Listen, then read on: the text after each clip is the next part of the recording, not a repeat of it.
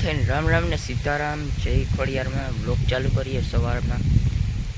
તો અટાણે તો કંઈ મેં જેવું હે નહીં એવું, હમણાં દી બહુ મેં એવું તો અટાણે તો બધું એકદમ ખુલ્લું થઈ ગયું। જોઈ લો તમે,